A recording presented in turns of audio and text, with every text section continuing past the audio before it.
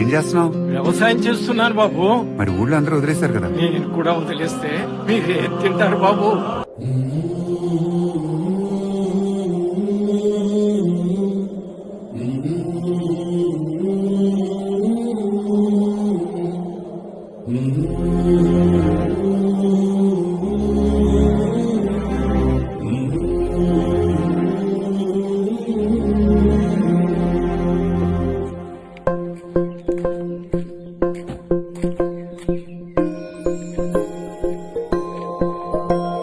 ఇదే కదా నీ కథ, ముగింపులేనిదై సదా సాగదా.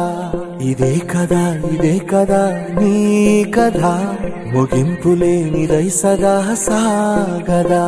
నీ కంటి రెప్పలంచున మనస్సు నిండి పొంగిన ఓ నీటి బిందువే కదా నువ్వెతుకుతున్న సంపద.